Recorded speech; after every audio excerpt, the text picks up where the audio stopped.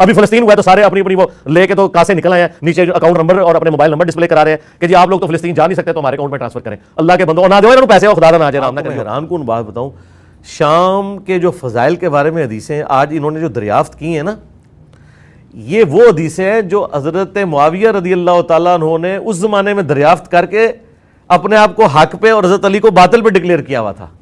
یعنی یہ حدیثیں 1400 سال سے مسلمان اپنے حق میں استعمال کر رہے ہیں. وہ کہتے تھے اہل شام کے بارے میں حضور نے یہ فرمایا, وہ اس زمانے میں یعنی اپنے حق میں یوز کر رہے تھے, یہ آج یوز کر رہے ہیں. ابھی پتہ نہیں قیامت کہاں آنے والی ہے. اور پریکٹیکلی اس وقت تو شام تو شیعہ کے پاس ہے, سنیوں کی تو ویسے ہی آواز نکل جائے گی. اور وہ شیعہ بھی عام نہیں ہیں, وہ تو نصیریہ ٹائپ شیعہ ہیں, علی اللہ کہنے والے. تو پھر شام حق پہ چھوڑ دیں بس. یہ ان لوگوں کو نہیں آئیڈیا چیزوں کا. میں کچھ علماء دین کہہ رہے تھے کہ قیامت کی نشانیوں میں سے ایک نشانی یہ بھی ہے کہ 40 سال پہلے قیامت سے صوبہ سندھ تباہ ہو جائے گا.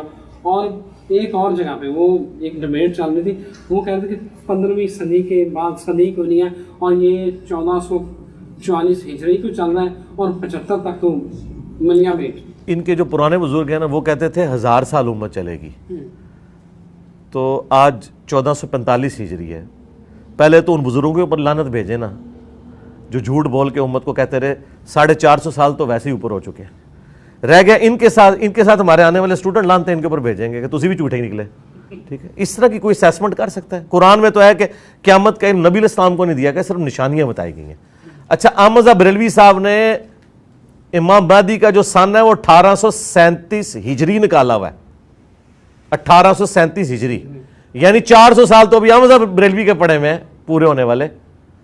تو یہ کوئی بابے ایک جگہ پہ متفق ہی نہیں, سب کی اپنی یہ تخمینے, کوئی اس طریقے سے نہیں ہے معاملات.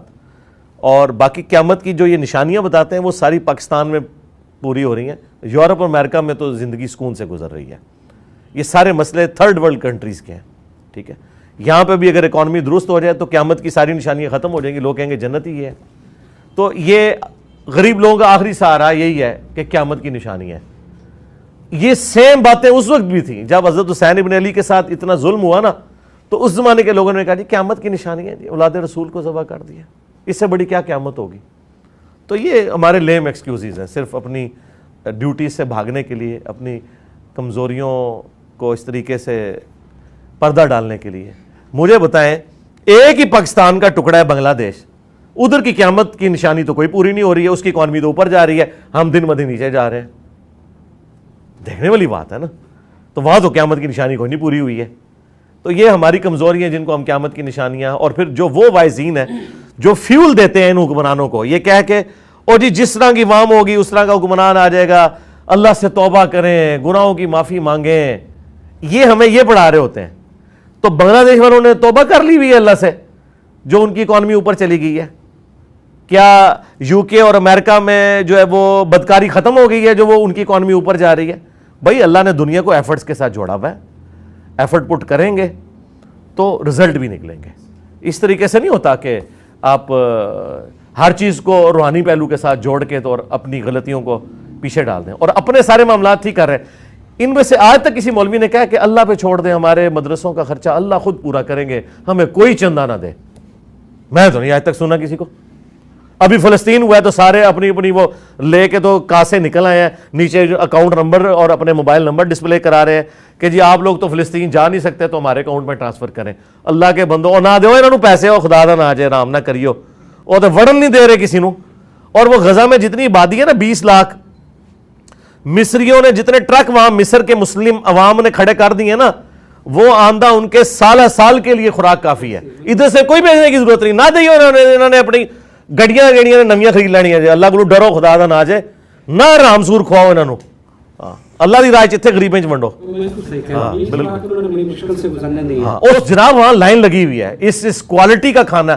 عربی تو اتنے فیاض ہیں, عربیوں نے وہاں اتنا کھانا پورا کر دیا, ادھر سے کوئی نہیں جانا, نہ کسی نے ان کو جا کے دینا ہے, انہوں نے نیڑے نہیں کسی لگن دینا.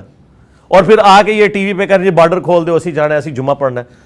تو میں تو کہہ رہا تھا گورنمنٹ کو کھولیں بارڈر, ان کو بحری جہاز میں ساروں کو بٹھائیں اور میڈیٹرینین سے بھیجیں. جو 41 کلومیٹر کی وہ لائن ہے نا جو اسرائیل کے, جان چھوٹے یار پاکستان ویٹیکن سٹی تو نہیں تسی بنا سکتے, تو کم از کم انہوں نے بحری جہاز بھیجو, تھے اسرائیل جا کے جہاد کرو, جاؤ. ٹھیک ہے, اور ان کو ضرورت نہیں, ڈنڈوں کی بھی ضرورت نہیں ہے, انہوں تو نگاہ مار کے جہاد کرنا ہے. یہ تو ہماری ضرورت ہے کہ جدید اسلحہ ہونا چاہیے. یہ تو قائل ہی نہیں اسلحے کے, یہ تو کہتے ہیں نگاہ مار کے بھی ہو سکتا ہے. ہاں تو ان کو تو ضرورت ہی نہیں اسلحے کی بھی. جائیں. ابھی تک نگاہ لگی نہیں ہے علی, ابھی تک نگاہ لگی نہیں ہے. ہم غربت میں ہیں, مہنگائی ہمارے یہاں, بے روزگاری ہمارے. بھائی ان کی نگاہ لگے نہ لگے, اسرائیل دی نگاہ انہوں نے پہ جانی جے.